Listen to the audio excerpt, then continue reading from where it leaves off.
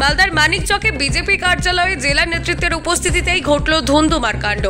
দুর্নীতির অভিযোগকে ঘিরে গন্ডগোল, মারপিটে জড়ালেন বিজেপির প্রধান সহ পঞ্চায়েতের সদস্যরা।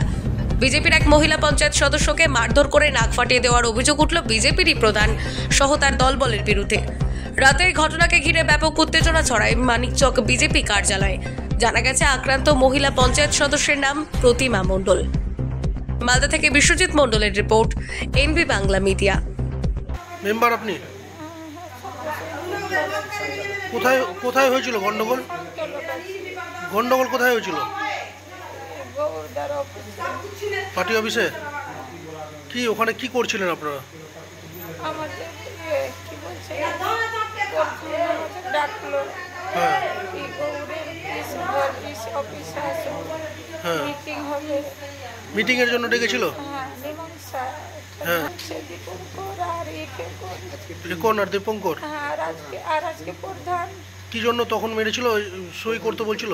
হ্যাঁ সব জন্য কাছে জোর মস্তি করে না করলে এই তোর ছেলে কমাইরে ফেলে দেবো, অনেক রকম। কে বলছিল এগুলো? আমাদের প্রধান সাহেব, দক্ষিণ জানুর প্রধান সাহেব আমাদের একটা কমপ্লেন করেছিলেন। আমরা নাকি প্রধান সাহেবের কাছে কিছু টাকা বা আটতে চেয়েছিলাম, এই বলে একটা মিথ্যা মামলা দিয়ে আমাদের ধামা চাপা দেওয়ার জন্য। যে দুর্নীতির আমাদের দক্ষিণ জানুর প্রধান অনেক হসপিটাল পারপাসে, অনেক রাস্তাঘাট পারপাসে অনেকে দুর্নীতি করেছে, এর বিরুদ্ধে আমরা মুখ খুলেছিলাম। এর ব্যাপারে আমাদের পার্থ সাহিত্য যে আমাদের জেলা প্রেসিডেন্ট আছেন এবং গৌরচন্দ্র মন্ডল মানিকচকের প্রেসিডেন্ট, উনি আমাদের একটা খবর দিয়ে পাঠায়, তোমরা আসো, তোমরা তো বিজেপি কর্মী, আমরা কিন্তু বিজেপি কর্মী, আমরা বিজেপি কর্মী। এই ব্যাপারে আমরা এসেছিলাম, যা মীমাংসা কী বলছে একটু শুনতে এসে দেখলাম আমাদের উপর চড়াও। আমাকে বলে এ তো কেউ না, প্রধান না, এ কেউ না, মেম্বারও না, তাকে থাকতে দেওয়া হবে না। আমার দিক থেকে অনেকে মেম্বার সাপোর্ট করে না, ওই ছেলেটা থাকতে পারবে, প্রধান অনেক দুর্নীতি করেছে, সে থাকতে পারবে। তারপর আমি থাকতে পাই। তারপরে কিছু কথাবার্তা হতে দেখলাম আমি কি আমাদের যে পূর্ত সহায়ক আছে আমাদের দক্ষিণ জানিপুর গ্রাম পঞ্চায়েতের প্রতিমা মণ্ডল, ওনার উপরে কিন্তু চড়াও হয় প্রধান এবং ফেকন মণ্ডল এবং দীপঙ্কর মণ্ডল। হঠাৎ করে প্রধান চেয়ার ঠেলে দেয় এবং